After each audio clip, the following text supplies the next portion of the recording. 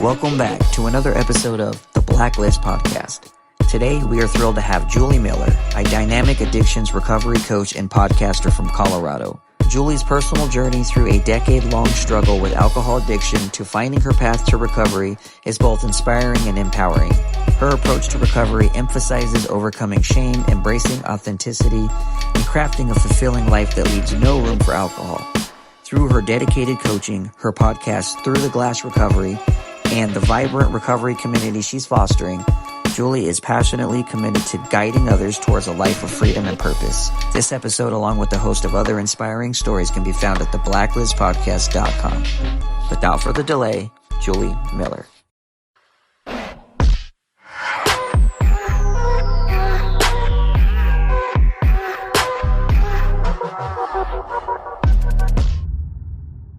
Joining us from Colorado, welcome to the show, Julie Miller. Hey, it's so good to be here. Thank you so much for having me. I'm excited to get to hang out tonight. Right. Thank you so much for hopping on with us. And it's always nice to do these things. It's crazy. I didn't really think that when I started this, that half of the guests are like fellow podcasters and whatnot. And it's really cool. It really is. Absolutely. Yeah, it's really neat to meet other people who share the same passion, right? I mean, we're all in this together at the end of the day, and the more voices we can put to it, the better. So, and I really, you don't realize how many type of podcasts like this are out there. I mean, one, podcasting has taken over the game in general, 100%. Everybody's got one, but recovery and mental health. I mean, when I started this 5 years ago, there wasn't. Like, you're lucky, if you had some of the, dopey and just a couple of ones, but now it's like you got every single person has an addictions recovery podcast. Yeah. Yeah, it does seem that way. I didn't really listen to podcasts before Steve and I decided to start one. So it's been kind of, I've met so many people from so many different walks of life doing this, but I never ever saw myself as a podcaster. And I had a podcast before Through the Glass Recovery. Steve and I actually did that one together too. It was on Sobertown podcast. And the guy who runs that asked if I would host a podcast for him. I did one on the book Rewired. It's an addictions recovery book. And we just interviewed people who were working their way through the book. It was really neat. But I never in a million years thought I would do something like this. And now here I am, like a year and a half later. We're 75 episodes in, I think. And it's just been the coolest experience. Yeah, no, that's cool. I remember Steve was telling me about the Sobertown and whatnot. I just joined that group, a few weeks ago. I didn't really know about it, so I just hopped on, and so now I'm like, now I got to get with these people and reach out. I checked out their website and whatnot, and I was like, all right. So, but it's cool because I think I heard about them all, and then I get a guest on, and then they just tell me about somebody else, and I'm like, somebody else to go look into. Yep. Yeah, absolutely. That's kind of how we do it too. Sometimes we have people come to us that, are really anxious to share their story, and other times we have to go looking. But either way, it's just so many stories, and every single one needs to be heard. So I'm glad that we all do what we do. Yeah, no, I agree. And it doesn't matter like followers. You can have 0 followers, or you can have 1 million followers. Just because your followers count doesn't mean that your story is any better or worse than anybody else's. Like, everybody has their a story. I've had people, like, I've reached out to people and I'm like, listen, I'd love to have you come on. And they're like, well, I'm nowhere near as big as half the guests that you've had on. I'm like, I don't care. Like, right. I do not care whatsoever. I don't care how many followers you got. Like, you got a story. I want to hear it, and I want to share that with people. So I think people, just because we've had a little bit bigger influences, it doesn't mean, though, that, that's all that we interview. And so I tell people all the time, you got a story, I don't care, big or small, let's do it. Yeah, absolutely. And that's like you and I were talking right before we hit record. Steve and I have opted to go all audio. We don't do video. And that's because we allow people to stay anonymous and show up and just share their experiences. Our podcast is a little bit different. I know a lot of people just share their story, their personal story of recovery, which is awesome. We focus a lot more on emotional sobriety, which is, once you learn how to not use, or you learn how to not drink, then you have to learn all that other stuff. Like you have to learn how to set boundaries and communicate and make new friends. And so we bring a whole bunch of people together. We bring a group of 5 people together on every episode, and then we throw a topic out there so everybody can share their experience on the topic. So like the one we just did was on shame, that's an intense subject, right? And actually we just did one on vulnerability a few days ago, and it's completely random. When we invite guests, we give them a calendar and we're like, just pick a date. And so whoever ends up together, right? It was all men plus me talking about vulnerability, which I have to say was like the coolest conversation to just get to be a part of, because, that's something I think guys really, really struggle with, and they just have such a different perspective. So we really enjoyed it, and we learn so much about our own recoveries from talking to all these people. Yeah, I'm looking for. I'm on with you guys next week, so I am looking forward to that. Definitely. Yeah, it'll be great. Yeah, so no, that's cool. I could tell you this: my life would probably be much easier if this podcast was audio only. Right? Oh, I'm sure. This would probably save me hours and hours and hours of editing, but it's all right. When I started this, initially this was going to be audio only because I wasn't sure, like, camera setup, and I'm like, just with the guest, I'm not 100% sure, and I'm just, but then I just ran with it and I just kept it all audio video. The only time we're in 33 episodes in, and there's only been 2 episodes where we've had to do audio only, and that's because the guest connection on another recording software we were using, their connection was horrible. Oh, so yeah. Their audio was perfect, but their video, like we were talking, lagging, just you couldn't match up with, and so that unfortunately we had to do that. Well, and you get that person's face frozen, like. Yeah, and you can't piece that together. I tried, right. but it's okay. It's all right. So that's why we That's cool. to this program, because it may look like it when we're recording, but on the playback it's fine. But 33 episodes in, and we've only had to do 2 audio only. But really cool. Life would be a little bit easier if it was audio only. I bet that's true. Steve does all of our editing, so I don't have to worry about that part anyway. I do all of the show notes and all of the SEO and all of that stuff. So we each have our strengths. He tends to reach out to the people more and do all of the editing, and then I do all of the website and social media content and behind the scenes stuff. I think I'm the introvert out of the 2 of us. So yeah, I'd say my girlfriend Brianna, she's the introvert out of us. Yeah. And so, but I'm still like I kind of do it all, and so I'm like trying now to start delegating things, to her and to other people, and it's like, okay, you do this, because it's a it's a full-time job. Absolutely. And we all, me, her, and our co-host Swag, like we all work full-time jobs, and then we do this full-time, and we record 4 times a week.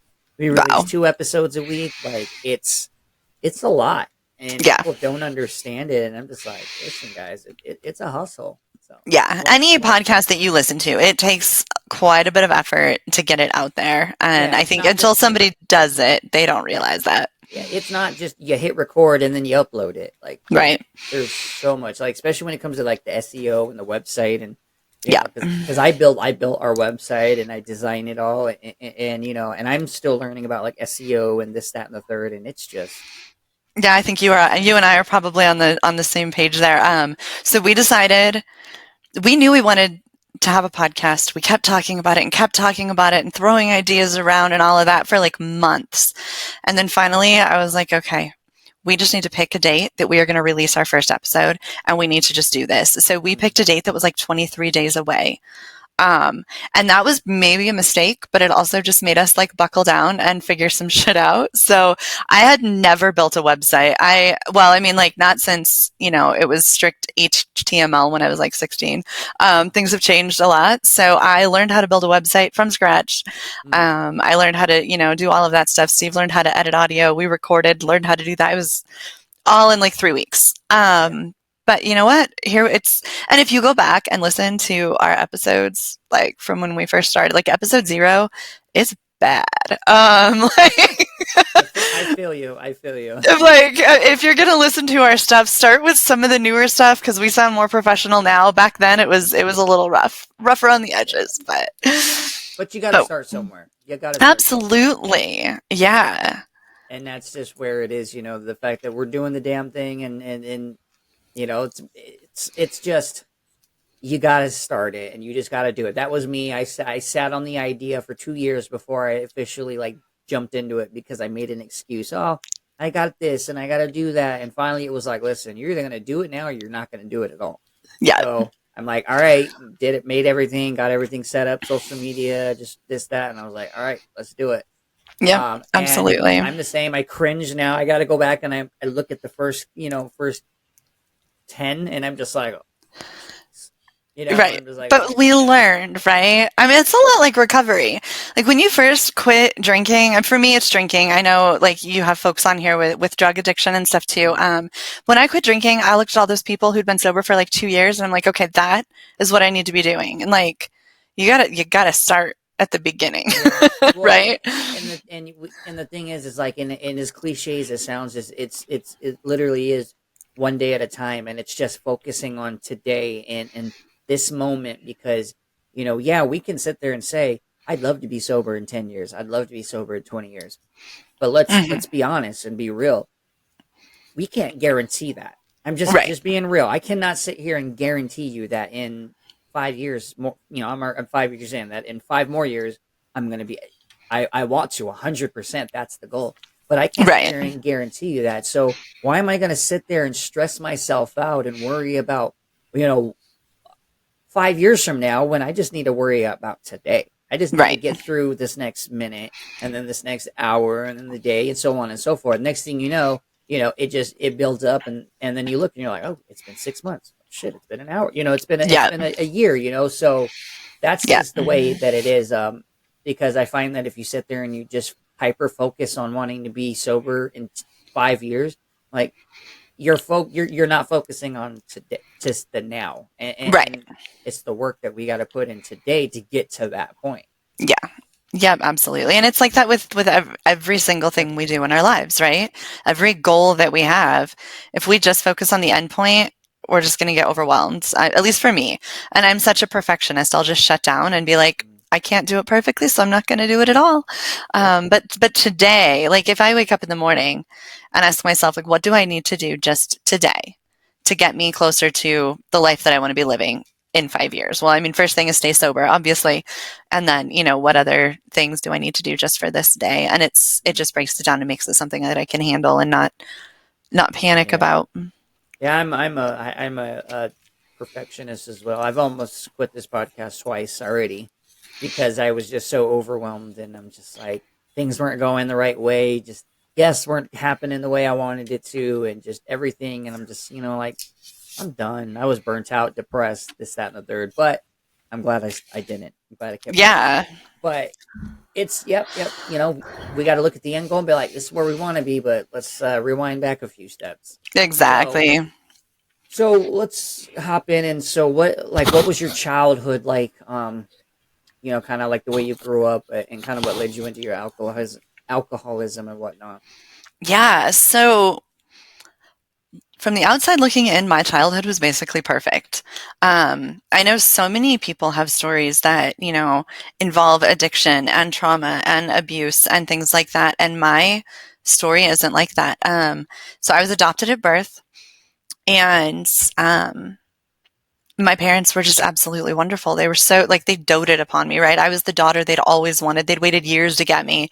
And I was in dance lessons, and I was in private school, and I was on the cheerleading squad, and all of the things. Like, it looked really perfect from the outside. And I mean, for all intents and purposes, it was perfect when I was little. When I became a teenager, I started rebelling an awful lot. And I can look back now and call out exactly what happened because I've done a shit ton of work on myself and understanding who I am and why I am the way that I am. And all of my addiction stuff goes back to my teenage years for sure. So I wasn't a drinker in high school. I rebelled, but I didn't get real involved in drugs and alcohol. I was more like the stay out late, go to parties. Like I experimented with drugs, but nothing crazy. Um, but so teenage girls, and I have one, so I know it wasn't just me. We're freaking emotional, right? Like teenage, and like the emotions go crazy when you're a teenager, and you don't know how to deal with them, and everything seems massive and huge and big, and you don't know how to deal with it, right? And my parents did not do anything to help me figure out how to deal with that. It was just like, stop overreacting. You're making too big of a deal out of it. Like, put that shit away and go, act like everything's fine. And so I learned, right about the time when teenagers are supposed to learn healthy emotional coping skills and emotional regulation, I did not learn that. And so I went through life, without those skills. And looking back, that's a huge, huge part of my alcoholism. And so I did my rebellious thing. I actually dropped out of high school. I was a straight A student. I was in like gifted and talented classes and, college prep classes. And I dropped out of high school at 17. I moved out of my parents' house. I got a job. I got an apartment in the only place that would rent to a 17-year-old without a cosigner. It was bad. It was like really bad. But that was what I did. And then at 20, I got pregnant. So, um, I got married to the guy that got me pregnant and had a kid. And that marriage didn't last. It was like 2 years, 2.5 years. It was rough. It was not You healthy. just get married because you were pregnant? Absolutely, yeah. That's So that's yeah. I got married at 19 just because she got pregnant. yeah, exactly. Like worst decision ever. But my parents were like, "Damn straight, you're gonna get married." I wish my parents could have like been like, "We see that this is not healthy. We'll figure this out, or we'll help you, or whatever." But yeah, so I got married. It lasted 2.5 years, and then I got divorced. So I was 23 and single, with a baby girl, and then I met my husband that I am now married to. We've been married for 16 years. Um, and like the switch flipped at some point where I went from being the rebellious, crazy girl that I was to trying to be perfect again. All the way back to what my parents taught me. Shut it all down, put it all away, act like everything's fine, and just be perfect, right? That became who I was. That's what I thought parenting was supposed to look like. That's what I thought a good family was supposed to look like. Everything just had to look perfect. Um, and so that became the person that I was. And um, so I had another kiddo. So, they're 4 years apart. I have two girls. And I just stuck with perfection. My husband was raised really similar to the way that I was raised, with the everything has to look perfect. We both come from religious backgrounds, and I just started drinking more and more and more. Like I didn't really drink until I turned 25, 26, right around the time I met my husband. And I realized, oh my God, this is what shuts the feelings off. I figured it out. Like I found the key to all of my problems. Now I can turn my feelings off and I can stop feeling everything that I felt about myself. Right. Did you just start drinking as like a social thing, or was it because you wanted to mask those feelings? I think I started to drink because it was a social thing. Once I got divorced, then my ex-husband had our daughter for half the week, so I could go out. I know I didn't party at 20 because I had a kid, right? So I had never been out to the bars. I had never done anything like that. So when she was 3 and we split up, and he had her some nights, then I got to go out and I discovered the bar, and I really discovered You were like alcohol. reliving that the 21-year-old that you should have been. That's what you were living at. Yeah, absolutely. Absolutely. And so I discovered it that way, but it didn't take long till I was drinking at home, and I was drinking because it was numbing my feelings, and it was minimal, right? It's totally acceptable for moms to drink wine. It's like the mommy wine culture thing, right? We're expected to be, and I was a stay-at-home mom, so, be everything, do all the things. I homeschooled my kids. I had a beautifully clean home. I cooked from scratch. I did all those things that I was supposed to do. And by 5:30, 6 p.m., I was exhausted. And absolutely, it's expected that moms are going to come home or put the kids to bed and have some wine. And that's how it started. So, yeah. I mean, obviously I'm not a mom, but it is, a lot of the the times that when we have people that come on that we're deal with alcoholism and whatnot, and it's just alcohol is just so widely accepted. Like it's Hmm. just the one thing that's like, you know, oh yeah, it's okay for no problem, and like encouraging and whatnot, and then people don't realize, like the actual hold that it can take over your life. But no one ever says anything about it because it's what everybody does. Everybody drinks. It's not like, if somebody's doing heroin or something like that, and someone from the outside might be like, yo man, like what the hell are you doing? They're not going to say that with alcohol, Right. because that's just the way society's made it. Like, oh yeah, it's fine. Everybody drinks. Yeah. Well, and like we say, like alcohol is the one drug that you have to justify not taking, right? Yeah. Every playgroup, the kids are playing and the moms are sipping wine out of their coffee mugs and like laughing about it because that's normal and it's expected. And it's just, it's everywhere and it's expected and it's not a big deal and nobody questions it, and you get a little too tipsy on Christmas with, at the family dinner and nobody really asks any questions. It's not a big deal. Um, and, I realized at some point I had a problem, or that I guess I realized I was drinking too much. So I was like, okay, I have to stop. Like, this isn't okay. I'm going to become an alcoholic if I don't stop drinking. So I swore I was going to stop drinking, and it turns out I couldn't. And then I was like, shit, I think I'm actually addicted, right? But you can't talk about that. And the way it happens is crazy because it just sneaks up on you until suddenly, it's making you feel kind of like crap in the morning. And you like I just knew I wasn't being the wife and the mom that I felt like I was supposed to be. And I knew alcohol was getting in the way. So then I was like, all right, I'm going to stop. And that was impossible. I couldn't do it. I couldn't make it past 5 days without drinking. And How that's when was I your realized. husband? Like, how was he a drinker at all, or no? So he is one of those people that can buy a 6-pack of beer and like 4 of them will still be there in the fridge a month later. Okay.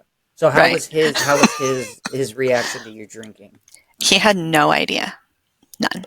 Um, so, I mean, it would be normal for me to have a couple of glasses of wine a night. And that's how it started for years. It was just a couple of glasses, right? And then maybe it was like I'd have a third glass after he went to bed. And then he also has worked out of town a lot for pretty much our whole marriage. He'll be gone for a week or two at a time. Okay. So when he was gone, it was like no holds barred. I could drink as much as I wanted to. I got really good at, spending only cash at the liquor store so he wouldn't know how many times I had gone. Or like when Colorado legalized alcohol sales in grocery stores, then I could just go grocery shopping and throw some alcohol in with the grocery order and he never knew any different. So I was really sneaky about buying it. Um, and when he was gone, I mean, I drank. It got to the point, and it took a long time for it to ramp up, right? It's not like I just suddenly started doing this, but by the time I stopped drinking, I mean, I would drink a couple of glasses of wine while my kids were awake, and after they went to bed, I was drinking whiskey out of the bottle. Like I would pour myself one whiskey on the rocks and act like I was just having like, a nightcap. And then after that, I'd just, you know, go to the liquor cabinet and take a swig off the bottle or whatever it was. It was bad. And he never had a clue. Until I finally told him, like, I have a drinking problem and I have to stop. He So had no idea. what was that switch that kind of made you realize that, like, yo, I have a problem? So, my recovery story is kind of two pieces. I quit drinking the first time for almost a year and a half, and then I relapsed for a year, and then I quit drinking the second time. So, um, I told you I was adopted. Mm-hmm. This moment happened that was kind of a life changer for me.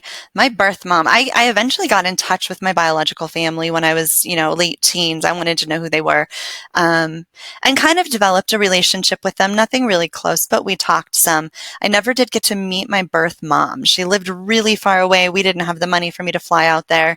She didn't have the money to fly to meet me. So we talked on the phone sometimes, but that was it. I got a call that she was found dead in the forest. And Really? it was believed there wasn't really any information. She was by herself.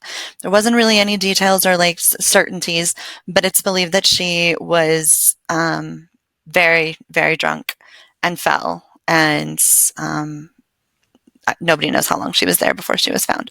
Wow. And when I got that call, I was 3 glasses of wine in at 11 o'clock in the morning one day, just one Monday morning, doing my homeschool perfect mom thing, keeping just enough of a buzz to be able to do what I needed to do. And that hit me really, really hard, because I realized that could be me. And so it took another couple weeks for me to be like, I have to stop drinking. And I called my husband and I told him I have to quit drinking. I can't do this anymore. Like, it's a problem. And he's like, okay, cool. Like, he didn't understand it's a problem, right? He's like, oh, so like you're doing a health cleanse or whatever. That's all he ever thought I was doing. And I stopped drinking that day. That was it. Really? And I How did lasted. you deal with that? How did I deal with that? Like the So, shakes and all that? yeah, I mean, my physical withdrawals weren't horrible. Definitely had definitely had the shakes, definitely super irritable. Night sweats are disgusting, just saying. But it wasn't anything that was like scary. So I didn't feel like I needed to go to the hospital or anything like that. I just dealt with it. I stayed sober for 14 months and I never told a soul that I was quitting drinking or that I had a drinking problem. So most people find support. Most people tell somebody that they love. Most people, there's a way to do this, and I didn't do it that way. I was so ashamed. When you are like the perfect stay-at-home mom with the perfect little family who has a closet drinking problem, you don't talk about that. Like, the shame was horrible, and I wouldn't let anybody know. So for 14 months, I didn't talk to anybody. I just stayed sober, and yeah, All it your was friends that rough. like you used to drink with and all that, like they never questioned anything?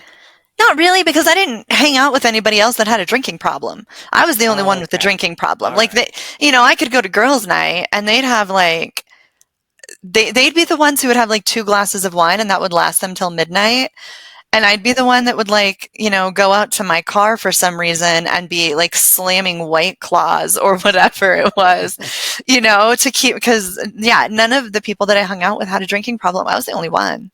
Okay. All right. I wasn't So I sure, felt, like you said, the moms group, people get together and get tipsy and get faded, yeah, no, I mean, by the time that was when they were little, by the time I was older, and this was only a few years ago, my kids are teenagers and there's not really play groups anymore. And so, I don't know. There was always girls' night and stuff, Yeah, but yeah. nobody else drank like I did, and I knew it. I knew they Okay. didn't. So I wasn't going to tell them Yeah. that I had a problem because God forbid they Yeah. realized that I'm not as perfect as I wanted them to think I was. Yeah. So you didn't talk to no one for 14 months. No, I did it completely alone. We do have, so I live in a really small town. I live up in the mountains in Colorado, population 369. So we do have an AA group here, but when you live in a town with a population of 369, every single person who drives by the clinic on a Friday night sees your car, knows it's you, and knows exactly why you're there, right? There's nothing anonymous about AA when you live in a tiny town like I do. So that wasn't an option. I didn't know there were any other options. I had no idea that there was a whole online community for recovery. I had no idea there were such things as coaches, or that was before COVID, so Zoom wasn't even on my radar. And so I just did it completely alone. I didn't know that I had any other choices. And what that turned into was me white knuckling it Yeah. through everything, right? Like, there's the work. We talk about the work all the time in recovery. I didn't know what that looked like. I didn't have anybody to show me or demonstrate any of that.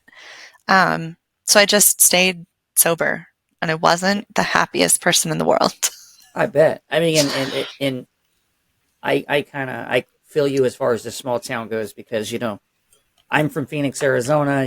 Population 4+ million, and I live in a small Amish town in New York where Okay. we have like I don't know under 1,000 people and one stoplight type deal. And so I thought our town was small. So to hear 300 and something like, but still it's the same. Where like even this population here everybody knows everybody, and we do have a local like AA group and NA group.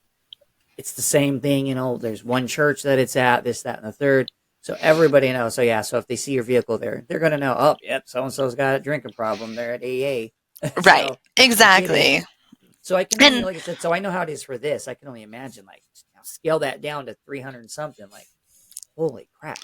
well, and so I was running a 4-H club. I don't know, most people know what 4-H is, but it's a youth organization. We focus on agriculture and like domestic skills. And I was running a club. I was in charge of a whole bunch of people's children. I was on a steering committee for the rodeo arena. I'm on all these different, I was one of the cattle women, and I was on all these different groups, and I was, held positions in all of these different places in town. The last thing I need is for everybody to think I have a drinking problem, right? Because that's just this horrible thing to be ashamed of. And like now I wouldn't care. I'm so over it. But back then Right. the shame was so thick. There was no way I was going to talk about it to anybody. So what kind of led you into your relapse then? I had a bad day. I don't even know what happened. It wasn't bad enough that I remember what happened. I just remember that I had a bad day, and I knew there was a beer in the fridge because, again, my husband, just doesn't really drink. He doesn't drink them all. So there was one in the fridge, and I was like, all right, I'm just going to go drink a beer. I'm done. I can't do this anymore. And, people ask you, they say that you plan your relapse for weeks or months or whatever. Right. I don't know if I was or wasn't. I'm not sure. Yeah. Um, Did just consciously, did you think like, did you even think twice before grabbing it? Like, maybe I shouldn't, or were you just like, fuck it, just grabbing it? It was kind of a fuck it. I texted my husband because he was working, and I was like, I think I'm going to drink that beer in the fridge. And he was like, cool. Like, because he didn't realize that there was a Right. problem, right? So Right. he's like, oh, her health cleanse is done. So I went and I got that beer and I drank it, and I slammed it, and I took a nap, and I felt better. And I was like, cool, I can drink like a normal person now. I only needed one beer, and that's all that it took, right? Right. Um, And then one and turns to two, and yeah, I we mean, know how it happens. exactly. And, I think everybody deals with that. I just wish I could moderate feeling, and that's, I'm sure, where I was. And again, I didn't do any kind of work. I still had no idea how to deal with my emotions. So, I got upset. I got angry. I don't even remember what happened, but I was tired of just white knuckling it through emotions instead of learning how to deal with them. So I slammed a beer. Yeah, so I managed to moderate like a champ for like 6 months. I'd set all the rules for myself, be like, you can only drink on the weekend for, Friday and Saturday. You can't have more than 3 drinks. And I'd do everything in my power to stick to that. And I mean, I did mostly. I wasn't drinking in the morning anymore, at least. And so I felt like I was okay. Um, and it was just starting to get out of control a little bit. And I was just realizing I have to stop again so this is like 6 months into my relapse. My neighbor shot my dog. Really? And that's the day that I learned that even if I'm moderating, if life happens and alcohol is on the table as an option for coping, that's where I'm going to turn, without a doubt. So yeah, my neighbor shot my dog. It was horrifying. She was my very best friend. And I actually rescued her from an alcoholic. She was a part of the reason that I was able to get sober the first time. Like, she was, when your kids are teenagers, it's really good to have a dog because then at least somebody's happy to see you when you get home. And she was my empty nesting plan. I had like that. She was my heart dog. That's what I call her. And he shot her. What the hell? Why? I don't know. I don't have a good reason for that. He baited her onto his property and shot her. Hell no. Oh, I would have been. I was broken. I was completely broken. The first thing I did was go buy a bottle of Jack Daniels and a bottle of wine. And that's a terrible combination, and I obviously wasn't thinking, but I drank the whole bottle of wine. And then I started it on the Jack Daniels, and I drank the whole bottle of Jack Daniels. It was evening when I found out, and it was all gone by morning. And so I went from quote unquote moderating to, that was my life now. And as soon as I finished that bottle of Jack Daniels, I drove to the liquor store and I bought another bottle. And I was drinking that by 9:30 in the morning. And I made it halfway through that, and my husband took it away, and he's like, "You have to stop now."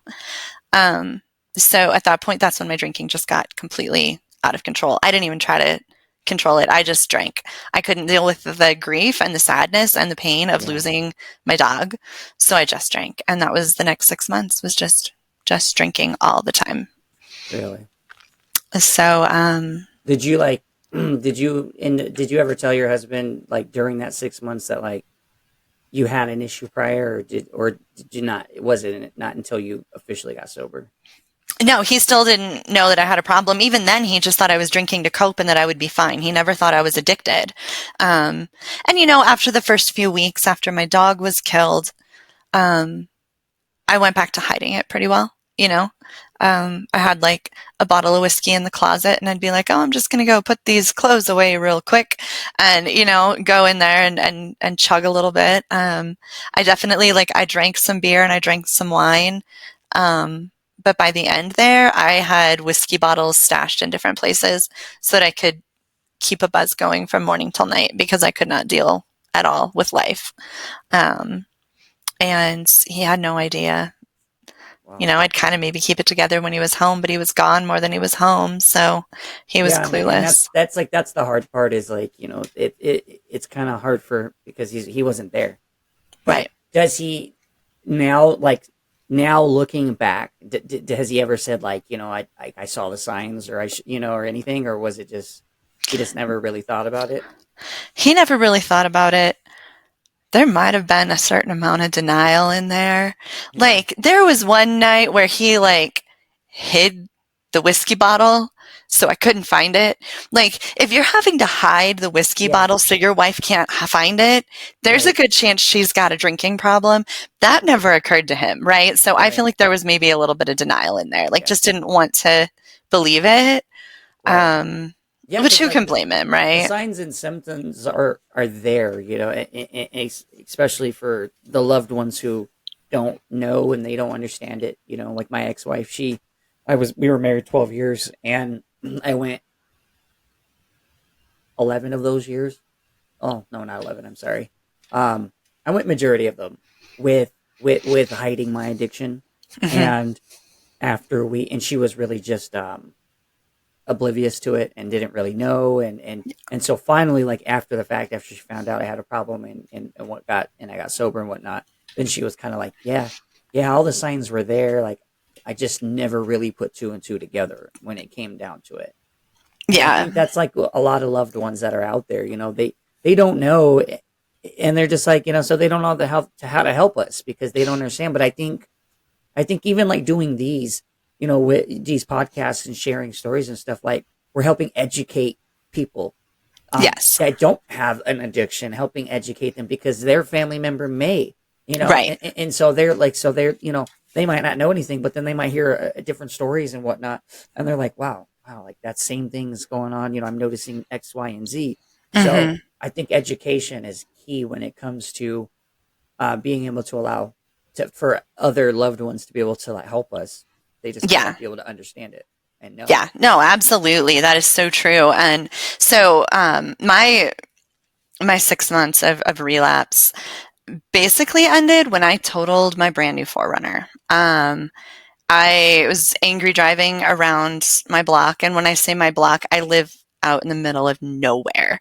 So I'm dirt back roads and I don't have neighbors very close. And anyway, so I went out for a drive because I was angry and I was very drunk. And I am really lucky that I lived, but I wrecked my car. I ran it into a fence, totaled it. And I called my husband because he was at home that day. And I was like, I just wrecked the car. And even then, he didn't realize that I was addicted to alcohol. He was just like, you really need to drink less. And I didn't drink. I didn't drink for a couple weeks. And then he came home with a 6-pack of beer and he was like, do you want one? And he wasn't even trying to derail anything. He was just like, now you've learned your lesson. Now you'll only drink a little bit, right?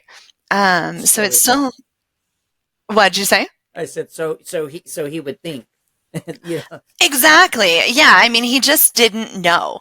yeah, When I tell people that, like he came home and he offered me a beer, they're like, oh my God, really? Like that's but horrible. But it's like he didn't know. he didn't know, so it's No, not he didn't know any different. can't blame him for that. Yeah, exactly. Um, so I really, at that point, I knew I had to quit drinking and I couldn't quit drinking. And it took me like 2 more months to actually stop. Um, Really, in that time, I went on a 185-mile hike alone by myself. I spent a lot of time alone in my own head. I, um, I finally reached out for help 2 months after I wrecked the car. I found an app on my phone. It's called I Am Sober. I'm sure you're probably familiar with it. Most yeah, people are. But I got the I Am Sober app and I started trying to use it to count days. And it turned out there were some people there that got together on Zoom and had meetings. And out of desperation, I showed up to one of them. I was like 1 hour sober when I showed up to that first Zoom meeting. And I wouldn't turn my camera on and I wouldn't talk. And I just started listening and I heard everything that I needed to hear to know that I was going to be okay. yeah, yeah. That's what That's it took. Did you ever like did you ever notice it like taking away from being able to be a parent, a mom? Like, did you ever? How did you deal with like your relationship with your girls being an In active alcoholic? addiction Yeah, or in active yeah, addiction, it wasn't, I want to say I don't feel like it really horribly affected my parenting there until towards the very end. Um, but towards the very end, my girls are also teenagers, which yeah, in general is just so much harder than when they're little, right? So they're feeling these big emotions and I'm like, oh my God, just turn them off. Like that's what my parents did to me, right? Um, and yeah, my relationship with my oldest is pretty much non-existent now. And that is, I'm going to say partly due to my own addiction, partly due to some stuff that's going on in her life. So, I definitely acted in some horrible ways there at the very end. I screamed at my kid and I yelled at her and I said things that no kid should ever be told by their parent, just in a fit of drunken rage. That is absolutely still my biggest regret yeah, in all the years and all the stupid things that I did when I was drinking. That night is absolutely my biggest regret. And with all my heart, I wish that I could take that back. yeah. Um, I It's mean, the kind of thing like that no parent, like you wake up and no parent ever wants to be that person. And right, because I was so drunk, that's who I was. yeah. And it's not And an it's like the excuse, damage is but done. It's like once it's said, the damage has been done. absolutely. Yeah. Even though, even though you just because you were drunk and whatnot. Like I said, it's still not justification, but the only thing you could do is hopefully now is she can see what you're doing in your life, and however long that may take, that she may come around eventually. But that's Yeah. it's taking accountability and ownership, and that's exactly what you did, and that's what you're doing in your life. Right. Yeah. And it's so hard when you just want to rebuild trust with people, right? When you finally do quit drinking, you just want people to trust you again. Um, and you don't get to put a time frame on that. You don't get to put Right. a time frame on how long it takes somebody to forgive you, if they're going to forgive you, if they're ever going to trust you again. Um, You can't get mad at them because they're not ready, because what we did in active addiction just completely, well, we lost trust for everybody. And so Absolutely. like our human flesh be like, a couple years down the line, say it took that long, and I'm like, what the fuck? You still don't trust me? But it's like you can't say that, because Yeah, look at the hell that we put our loved ones through. exactly. Yeah, we don't get to call those shots. The most that I can do is continue becoming the woman and the mom that she needs me to be, so that if she does decide that she wants to come back and try to, you know, repair that relationship or start a new relationship, then I can show up as the mother that she should have had. Right. That's the only thing that I can do. And that's something that I think about every single day. Yeah, right. You know, we talked about you wake up in the morning and what can I do to meet this goal 5 years down the road? Well, today it's make sure that I am becoming the kind of woman that my kids deserve to have for a mom. Right, right. So you found that app. You were an hour sober. You went to that meeting. At what point did you end up telling your husband that you had an issue all this time? It was like months later. It took me at least a couple of months to actually talk to him about it. Okay. I was going to meetings 5 times a week on Zoom, and I had them convinced that it was just like a support group for people with anxiety. And so I was going, and everything changed when I found a group of people who understood, right? I thought I was going to go to a recovery meeting and find like a whole bunch of like, I don't know, you know how we have that stereotypical addict, alcoholic picture in our head. Like that's what I thought I was going to find when I went to this group. And what I found were a whole bunch of people that were just like me. We were all really close in age. They were all successful and functioning. And some of them were sober for 2 years and 5 years. And some were sober for 3 weeks. And it didn't matter. Like I found my people. I found, you know, I felt like I belonged and people understood what I was going through for the first time in my life. So I was happy. Like I felt actual happy and like contentment and I was okay. Like I'm not going to say getting sober was easy because it wasn't, but that was my lifeline. And he could see a change in me and he was like, wow, this anxiety support group must be amazing. And I finally told him a couple months in, yeah, so these aren't anxiety support groups. This is a support group for people who have a drinking problem. And I'm an alcoholic. I didn't say alcoholic. I wouldn't say that word for like a year. But yeah, that's when that happened. And he's been nothing but supportive ever since. How did he react to that? The typical way that my husband does. He said, I see. That's basically how he responds to everything. So, there wasn't really a conversation. There wasn't much of anything that happened. It was just, he was now aware. So yeah, that's the whole gist of the story. It took me 2 months, 3 months to start that first podcast that I told you about. Yeah. I met Steve when I was just under 30 days sober. So he's my podcast co-host. And he was about 6 months sober at the time, but we just started talking about real life stuff, right? We started talking about shame and people pleasing and, you know, learning how to fit in or belong and all of the stuff people don't really talk about. And like, I started understanding things and being able to deal with my life. And then, you know, maybe 6 months in, I was pretty thoroughly open about it to anybody who wanted to talk about it and wasn't afraid and embarrassed anymore. And I think that's what doing these things is to help shed that light to show people like, listen, there's nothing to be scared of. Like, you know, if we have an issue, there's no, it's nothing to be ashamed of. You know, some people, like you said, some people want to remain anonymous, and I get that 100%. And others, such as myself, you know, I recover out loud. But it's just showing people that there's nothing to be ashamed of, and that we are all in this together, and that we're breaking the stigma of public shaming, and you know, just because we've been an addict, and that we can never be anything else other than that.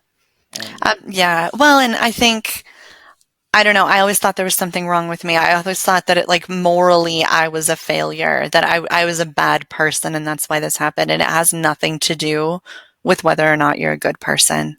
It has nothing to do with you being a moral failure or just being weak or any of that. And it took me a bit to understand that. Yeah. Yeah. And it takes time. It takes time. Like, it's not going to be like overnight, and it's not.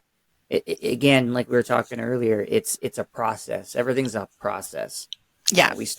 We wake up. All right. Let's just focus on today. Just like I said, just for today. I'm not a program person, but AA and NA, like, it didn't work for me personally, but I still support, the mission and the principles and whatnot. Yeah.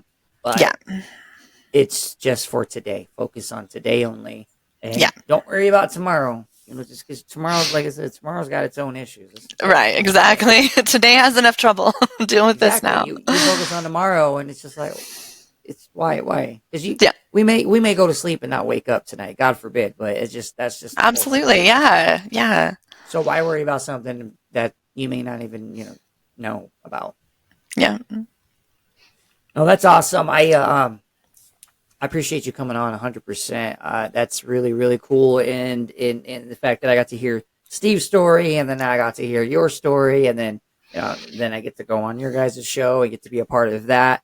And Yeah. it's a whole full, the community is just, it's awesome. And so I'm looking forward to, meeting more people, being able to just, help grow in this community together. Like, we're all trying to help each other grow. Definitely. There's too many. I don't. Unfortunately, being in this, you may have come across it, you may have not, but for the most part, everybody, the recovery community is pretty accepting. But there is some influencers, unfortunately, that won't work with you because our following is not as big as them, or this, Oh, that, and the yeah. third, and it's just I've been told no before because I'm not on that level, but then I'm just like, okay, it's all right. Yeah.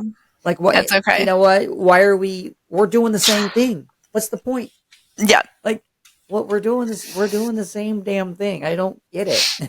Yeah. Yeah. We've run into that too. And, that's okay. We've all got different goals and different values, and that's okay. Well, and at the end of the day, and I don't want to sound like an asshole, but at the end of the day, if that's the way their mentality is, I don't want somebody like that. I just don't want someone like that on the show. Right. If that's the way that they operate, and so, Yeah. but 90% of everybody in this field, awesome. You meet them Absolutely. once, Yeah. bring them on, and then you end up talking and building that relationship and whatnot. Yeah. And that's just what you do. So for the Yeah. people that don't know, where can they find you guys? Where can they listen and support? Yeah. So our podcast is Through the Glass Recovery Podcast, and you can find it on Spotify and Apple and literally everywhere that you can download a podcast. It's there. And you can also visit our website, it's throughtheglassrecovery.com. And if you go there, we have a weekly newsletter. We have free Zoom meetings, just like the one that I talked about, where people can come and get some support. And Steve and I also both offer one-on-one recovery coaching services, if that's something that someone's interested in. So we have tons of resources on the website, again, throughtheglassrecovery.com. Awesome. And we will put all of the links in the description, and make sure to go follow Julie, go show the podcast some love, go, give them a listen. And it's just, yeah, they're doing some great stuff over there. And I'm just excited to be able to be a part of the journey with them as well. And I Definitely. appreciate you coming on. Thank you again for sharing your story. Do you have, before we completely wrap it up, is there anything else that you want to say? I don't think so. I think I feel like I talked an awful lot, but thank you so much for having me, though. It's been a pleasure. Yeah, no, absolutely. I always like to give the guests, the last word, before we wrap up. So, Sure. I think you did great. No, thank you. And that right there is going to wrap up another episode of the Blacklist podcast. And remember that no matter what life throws your way, there's always a reason to hold on to hope. And until next time, we out.